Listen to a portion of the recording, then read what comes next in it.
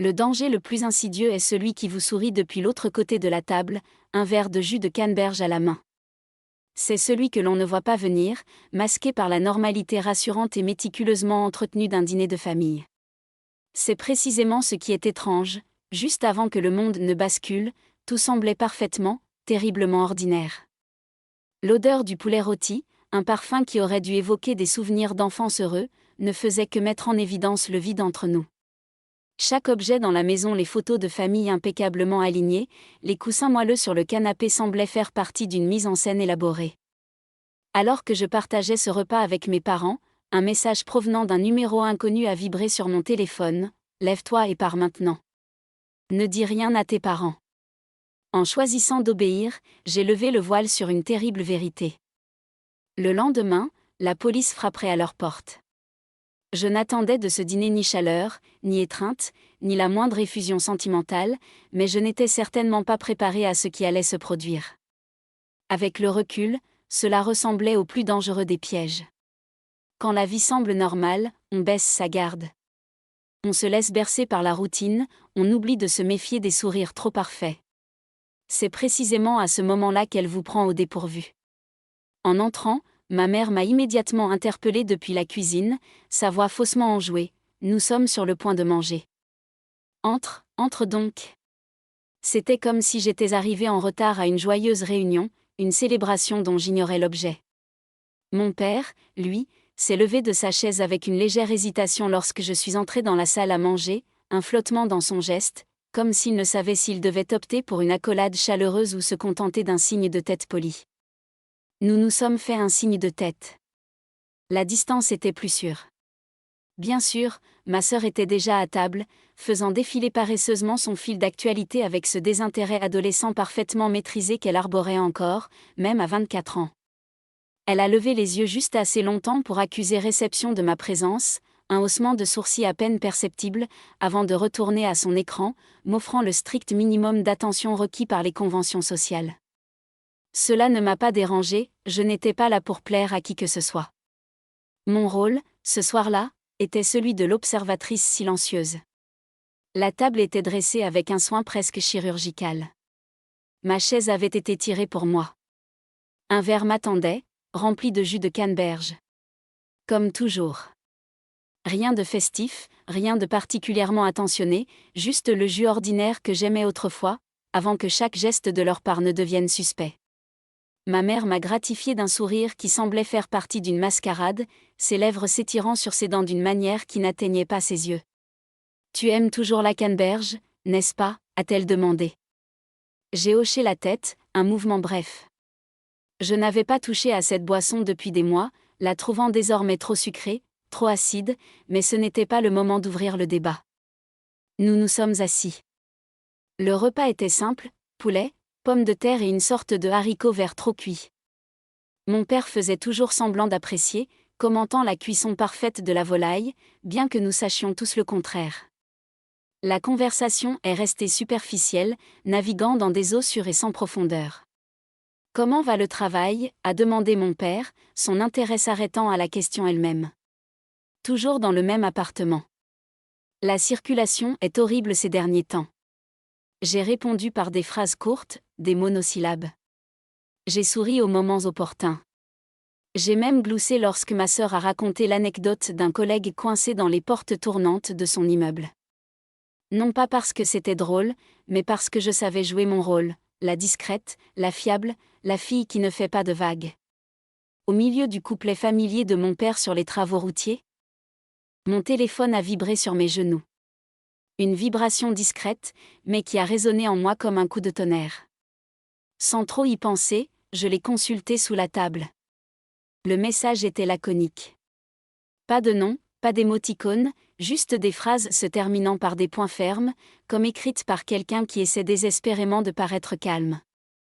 Lève-toi et pars maintenant. Ne dis rien à tes parents. Je l'ai fixé, puis je l'ai relu, les mots dansant devant mes yeux. Autour de moi, la vie suivait son cours.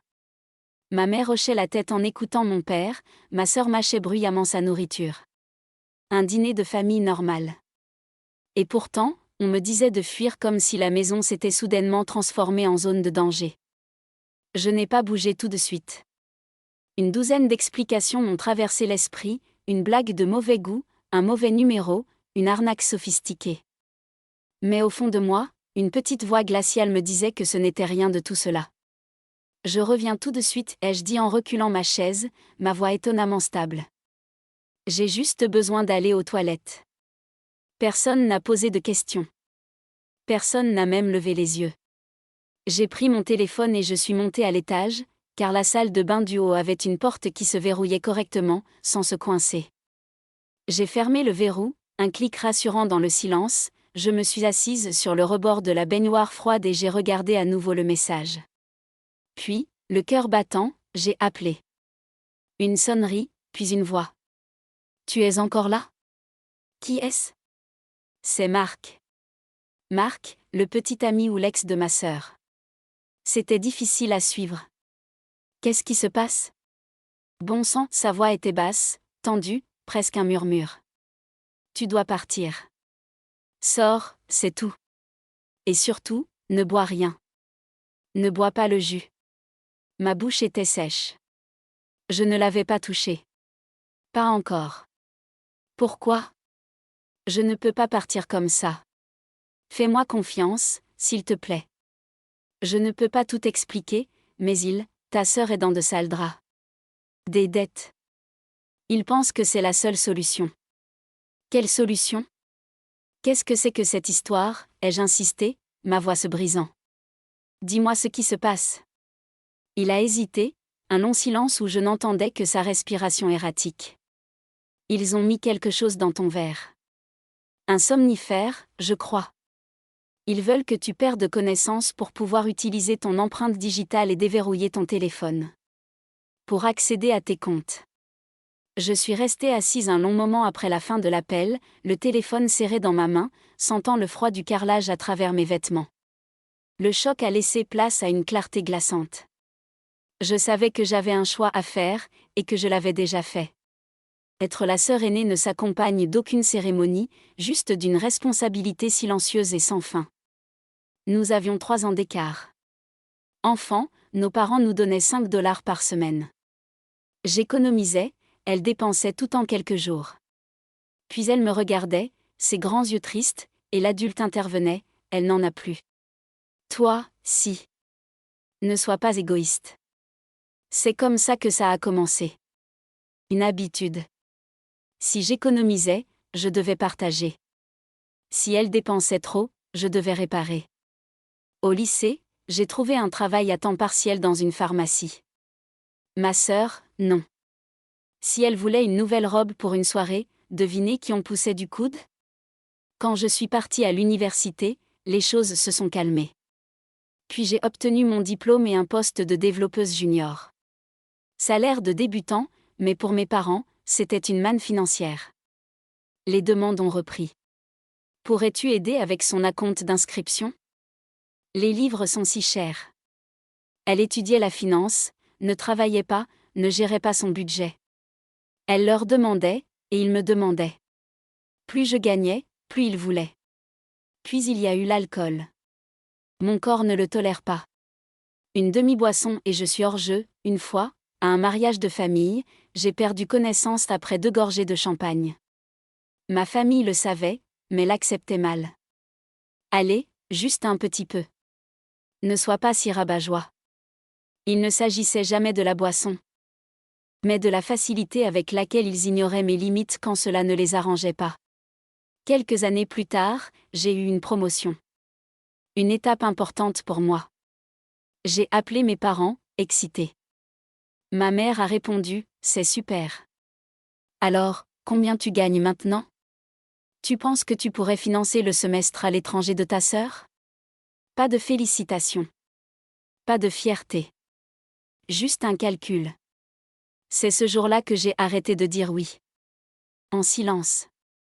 Puis est venu le silence radio, rompu par un appel paniqué de mon père, « Ta sœur a besoin d'aide. » C'est sérieux. Ils ont avancé un chiffre, 12 000 $. J'ai refusé. J'ai appelé ma sœur directement. Elle avait joué, elle avait perdu gros. Elle devait de l'argent à des gens peu recommandables. Dans la finance, un casier de joueur met fin à une carrière. Si ça se sait, je suis finie, a-t-elle pleuré au téléphone. Je lui ai dit non. Un non ferme et définitif. Après ça, ils m'ont coupé les ponts. 3 semaines. Puis, l'invitation au dîner, soudaine et mielleuse. J'ai cru qu'ils avaient accepté ma décision. J'avais tort. Le silence de la salle de bain était total. Je suis redescendue, mon plan déjà en tête. J'ai pris le verre, l'ai légèrement incliné et j'ai esquissé un sourire. Le même goût que dans mes souvenirs, ai-je menti. Mais je n'ai pas bu une seule goutte. Plus tard, j'ai fait semblant de regarder par la fenêtre. C'est qui se gare dans l'allée? Ils se sont tous tournés, curieux. C'est à ce moment-là que j'ai discrètement vidé une partie du verre sur la moquette épaisse, sous la table. Le liquide sombre a été rapidement absorbé. J'ai posé le verre à moitié vide. Je me sens juste bizarre, fatiguée. Les yeux de ma mère se sont remplis d'une fausse préoccupation, une performance digne d'une actrice. Ça va, ma chérie? Oui, ai-je dit en bâillant. Juste un peu vaseuse. Je crois que j'ai besoin de m'allonger une minute. Ils m'ont aidé à m'installer sur le canapé, m'ajustant un coussin derrière la tête comme si j'étais précieuse, fragile. J'ai fermé les yeux, me concentrant pour contrôler ma respiration, pour la rendre lente et régulière. Est-ce qu'elle dort? A chuchoté ma mère après une minute qui m'a paru une éternité. Oui, elle est inconsciente, a dit ma sœur, sa voix empreinte d'une excitation malsaine. D'accord, a répondu mon père. Faisons ça rapidement. J'ai entendu le bruit de mon téléphone glissant de ma poche, puis des doigts froids et hésitants se sont enroulés autour de ma main. Mon pouce a été soulevé et pressé contre le capteur. Une vibration. Déverrouillé. On est dedans, a chuchoté ma sœur. Des tapotements frénétiques sur l'écran. Numéro de routage, a dit mon père à voix basse. Vite. On prend combien? A demandé ma mère. Pas tout, a dit mon père, raisonnable dans sa trahison. Juste assez pour régler ça. Elle ne saura même rien, a dit ma mère. Elle pensera qu'elle l'a transféré elle-même. Je vous l'avais dit, a dit ma sœur, triomphante. Elle perd toujours connaissance après un verre. Puis, une pause. Une frustration palpable. Ça demande un code, a dit ma sœur, sa voix soudainement aiguë. Vérification en 2 étapes. Elle l'a modifié. Mon père a juré. Repose juste le téléphone. J'ai attendu quelques instants, puis j'ai ouvert les yeux, clignant des paupières comme si je sortais d'un sommeil profond. Désolé, ai-je dit. J'ai l'impression d'avoir perdu connaissance une seconde. Ils m'ont regardé, leur visage un masque de culpabilité mal dissimulé. Je pense que j'ai juste besoin de prendre l'air. En fait, je crois que je vais rentrer. Ils ont hoché la tête, trop rapidement. À la porte, nous nous sommes étreints. Une habitude mécanique, vide de sens. Le parfum de ma mère, la texture rêche de la veste de mon père, la main moite de ma sœur. Tout était empoisonné. C'est la dernière fois, ai-je pensé. Mais avant de sortir de la salle de bain, j'avais fait exactement ce à quoi ils ne s'attendaient pas. J'ai laissé l'accès par empreinte digitale. Ce que j'ai changé, c'est la sécurité de ma banque. J'ai ajouté une authentification à 2 facteurs robustes, quelque chose qu'ils ne pouvaient pas simuler. Ainsi, l'application enregistrerait la tentative, arrêterait la transaction et laisserait une trace numérique indélébile. Et puis, j'ai lancé l'enregistrement audio en arrière-plan. Pas de notification, pas d'icône. Je travaille dans la tech. Je savais exactement ce qu'ils allaient ignorer. Pendant qu'ils essayaient de me voler, ils s'enregistraient en train de le faire, chaque mot, chaque chuchotement, chaque soupir de frustration. J'ai conduit calmement jusqu'au poste de police. Je dois signaler un crime, ai-je dit à l'agente à l'accueil. Ils m'ont drogué et ont essayé de me voler. J'ai l'enregistrement. Elle a cessé de cligner des yeux. Savez-vous qui a fait ça? Oui, ai-je répondu, ma voix ne tremblant pas, mes parents et ma sœur. Un officier m'a emmené dans une pièce calme. Il a écouté l'audio en entier, son expression devenant de plus en plus grave. Je lui ai transféré le fichier et montré les journaux d'activité de mon application bancaire. C'est grave, a-t-il dit simplement.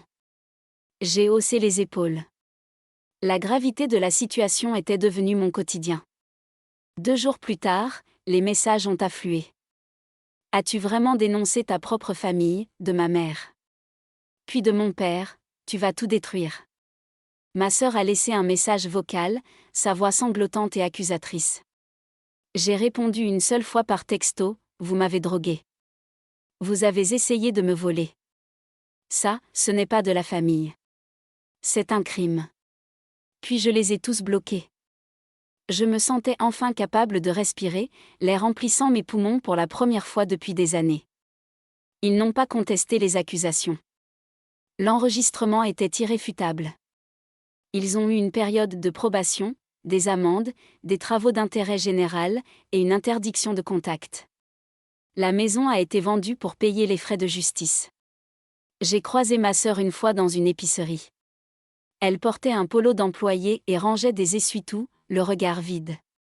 Je suppose que la finance n'était pas faite pour elle. Je suis sortie sans un mot. Marc, lui, avait déménagé quelques semaines après le drame, disparaissant sans laisser de traces. Le silence est devenu mon allié. Je travaille, je dors, je vis pour moi. Rompre les liens n'a pas été une épreuve, mais une purification. 1 an plus tard, jour pour jour, j'étais assise à la terrasse d'un café baigné de soleil, savourant un moment de paix. J'ai levé les yeux de mon livre et j'ai vu un visage familier s'approcher timidement. C'était Marc. Pas de drame, pas de passé lourd, juste un sourire simple et sincère. Je me demandais ce que tu étais devenu, dit-il doucement. Je lui ai souri en retour, un vrai sourire, libéré de tout poids. Je vais bien. Vraiment bien.